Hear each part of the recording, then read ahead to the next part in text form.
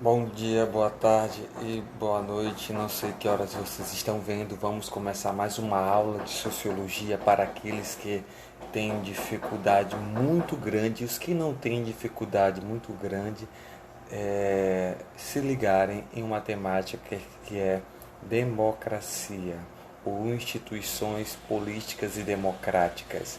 Primeiro, material, slide tem na internet. Nós temos também o livro disponível no Classroom na internet, na casa de vocês, está tudo disponível. Então vocês podem só ler o texto e depois tirar dúvidas que também servem. Mas como é difícil ficar sem me ver, eu estou aqui. Tá, gatos? Então vamos lá. Primeiro queria dar uma dica aqui para vocês, pessoal. É o seguinte: democracia. Em alguns momentos a gente fala assim em discussão em sala de aula, em discussão para comprar merenda. Nós vivemos numa democracia, então temos que votar, não sei o que. A gente gosta de fazer isso para tudo. Esse aqui não é uma democracia, esse aqui não é democracia, esse aqui. Bom, por mais que seja legal, seja possível você usar isso em qualquer contexto, porque você é livre nesse país ainda, você ainda é livre para usar isso, mas a democracia ela tem um sentido político e sistemático que deve ser analisado sempre pensando assim, é um sistema de governo utilizado entre as nações. Mas a democracia lá em casa é democracia. Não, aí é coisa de vocês. Eu não quero interferir na sua casa. Por mais que a maioria das casas não sejam assim democráticas, né? Vocês sabem. Então, é um sistema democrático. Democracia. A ideia de demo é povo, cracia, governo. Governo do povo. Então, a premissa básica, a premissa é de onde parte todo o conhecimento sobre isso existe um governo que não é de uns, é do povo. É um governo mais amplo, porque é do povo. Aí vem a discussão. Que povo é esse? Esse povo não tem excluído? Tem. Então, tem muita gente excluída desse povo que governa. É verdade. Rapaz, você está certo, meu irmão. Você está certo, mas tudo isso, mesmo assim, você tem que partir de uma ideia. E a ideia é: democracia é o governo do povo. Vamos analisar um pouco a situação brasileira. A democracia, deixa eu diminuir um pouquinho minha carinha aqui, está muito grande. A democracia e a representação política. No Brasil, os detentores do poder mantiveram a maioria da população fora do processo eleitoral por muito tempo. A maioria fora. Desde a proclamação da República, em 89, 100 anos se passaram para que a maioria da população pudesse participar das eleições. Vocês pararam para analisar isso? Proclamação da República, independência, depois proclamação da República e mesmo assim a maioria não participava do processo. Entendeu a nossa dificuldade? Já começa muito antes da nossa. Não sei quem não quer votar, não sei quem vota, vende o voto. A gente vem de um contexto em que, mesmo depois de virar república, de pensar na coisa pública, nossa votação não era pública no sentido de para o público. Nossa votação sempre foi muito restrita a alguns tipos de cidadãos. Timóteo, posso chamar isso de democracia? Pode, porque, como eu disse, democracia é governo do povo. Só que o que é povo em cada contexto que a gente tem que pensar.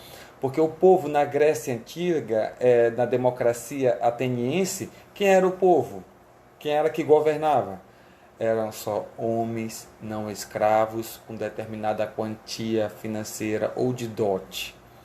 Entende? Então existia todo esse contexto para dizer quem é o povo que pode votar. Quem é o povo, eu falo votar, mas quem é o povo que pode participar. Porque política é muito mais do que voto. Desde então, a consciência do eleitor mudou progressivamente. A compra de votos diminuiu com a urbanização, assim como a pressão dos coronéis sobre a população rural, que ainda era maioria em 1960. Bom, essa aqui é a apreciação do autor, que a compra de votos diminuiu. Talvez a compra de votos escancarada ou não velada, não escondida, diminuiu. Porém, a compra de votos há de se perguntar até que ponto se pensa que isso diminuiu. tá? É um questionamento que eu faço. O desenvolvimento das regras eleitorais, das técnicas de votar, principalmente o voto secreto com cédulas únicas e a introdução de urnas eletrônicas, contribuiu para essa evolução. Bom, nós somos o maior país, não vou falar isso, mas nós somos um país que usa uma tecnologia muito avançada para voto, e é interessante que tem o grupo, geralmente o grupo de direita daqui acha que as urnas forjam, que as urnas são fraudadas. O grupo de direita dos Estados Unidos acha que o voto impresso no papel é fraudado. Então, a direita conservadora tem um problema com a ideia de democracia, porque tudo ela acredita que é fraude. Então, há essa observação a se fazer em 2020. O desenvolvimento das regras eleitorais e das técnicas de votar, principalmente o voto secreto com cédulas únicas e a introdução de urnas eletrônicas, contribuiu para essa evolução. Tá bom? Então, houve melhoria? Sim, mas houve estratégia também de quem compra voto, continuar comprando voto e pressionando os eleitores para vender o seu voto. Então não é assim, melhorou a tecnologia, acabou a compra de voto. Vocês sabem que não é assim, né? Cá para nós. Após a proclamação da República, diferentes segmentos de população procuraram ampliar os espaços de participação. A resposta a esse movimento, na maioria das vezes, foi a repressão. Só nos últimos anos, os movimentos sociais conquistaram espaços institucionais por meio de leis ou mediante organizações que lutam pela garantia dos direitos humanos. Movimentos sociais. Temos o maior movimento da América Latina, o MST. Temos o MS, Movimentos Trabalhadores, MTST, que é o Movimento dos Trabalhadores Sem Teto. Nós temos movimentos múltiplos por aí que visam combater alguma desigualdade e injustiça. Alguns vão dizer que eles estão infiltrados politicamente, que o interesse deles é outros. Eu não posso negar que numa direção imensa de centenas e milhares de pessoas não tem gente com má intenção. Porém, eles têm uma justificativa que não dá para contra-argumentar. Por exemplo, existe uma concentração de terra no Brasil na mão de poucas pessoas? Existe, justamente. Então, existe motivo para um movimento que luta contra essa concentração? Existe. Pronto. Cadê o argumento contra? Não existe argumento contra. Existe um número de imóveis nos grandes centros do Brasil que estão desocupados e, ao mesmo tempo, só servindo para especulação imobiliária. Para quem não sabe o que é especulação imobiliária, é só servindo para aumentar o valor dos aluguéis, dos preços dos hotéis, etc. Existe justificativa para eles não estarem sendo disponibilizados? Não existe. Então, por mais que você diga, Timóteo, cada um é dono de si. Bom, numa sociedade não é meio assim não. Uma sociedade é um todo que trabalha com regras gerais, que tem que se coordenar, harmonizar e se cuidar. Entende? Se ela tem que se cuidar, você precisa seguir as regras. E nós temos no Brasil uma regra ou uma lei que dá abertura para a reforma agrária, que é a divisão dessas terras que estão com poucas pessoas para muitas pessoas, para a maioria que não tem condição. Então isso é lei. A democracia no Brasil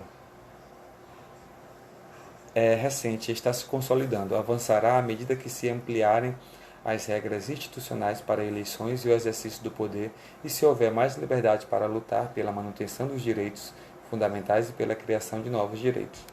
Somente quando a maioria da população tiver alimentação adequada, vida social decente e educação de qualidade, a democracia está garantida no Brasil. Nós não temos isso, a democracia não está garantida, a democracia é uma luta constante. Basta um problema que vocês vê o pessoal gritando ditadura, ditadura.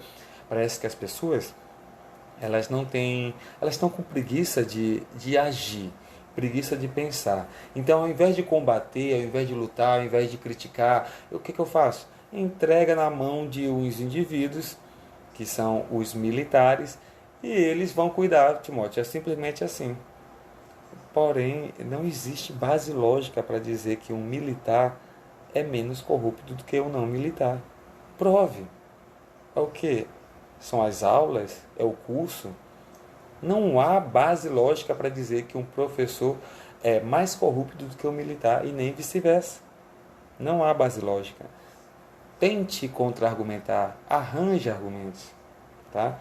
Porque ser patriota não significa não ser corrupto. Tem nada a ver. Precisamos de argumentos. Então, a democracia é para ser o tempo todo buscada. Ah, mas já somos um país democrático. Mas estamos o tempo todo a ponto de não sermos democráticos. Então, democracia é uma luta constante. Até 1930, os partidos eram apenas oligarquias, pequenos grupos de localidades e regionalidades, organizados para tirar vantagem do Estado. Pode-se dizer que os partidos nacionais se formaram somente após a ditadura de Vargas. Em 66, a ditadura militar aboliu os partidos e impôs dois partidos. As pessoas ainda querem dizer que não houve ditadura. A ditadura simplesmente aboliu os partidos e disse que só ia ter dois. O partido dela e um partido que é uma oposição assim meia boca, uma oposição que não pode se revoltar muito. É uma oposição que fica meio termo. Então, isso foi o fim do pluripartidarismo em 66. Então, só depois da ditadura, só depois do fim da ditadura, é que nós tivemos a volta dos múltiplos partidos.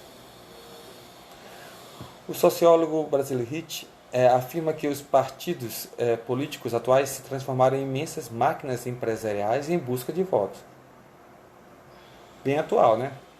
Com isso, perderam a capacidade de politizar a sociedade, ou seja, não alimentam debates políticos que permitam à população identificar as diferenças nos projetos para a sociedade. Isso é bem interessante, porque os Estados Unidos tem muitas críticas a se fazer aos Estados Unidos, à política norte-americana. Porém, os dois partidos eles são meio direcionados. Tem um projeto. Cada um a gente sabe dizer o projeto dos democratas e o projeto dos republicanos. No Brasil, nós temos alguns partidos bem direcionados e outros que são uma mistura tão louca que você chega num município, ouve falar mal do prefeito, aí você pergunta de qual partido ele é, aí do partido tal. Como assim? Mas o partido tal dele defende justamente o contrário do que ele está fazendo. Mas no Brasil ainda se vota muito pela pessoa, pela personalidade, porque mesmo as personalidades não seguem muitas vezes os projetos partidários. Por mais que eu advogo que os partidos ainda são muito mais importantes do que as pessoas. Eles fingem que não são, mas na hora de votar junto, o partido do município vota igual ao partido do presidente. Entende? Se for o meu partido, eles votam iguais. Eles não têm rixa. Então, politizar a sociedade seria dar consciência crítica à sociedade sobre a política do Brasil, a política internacional. Os partidos não têm essa função no país, no nosso país. A compra de votos parece que é o único objetivo. Parece que é. Entende?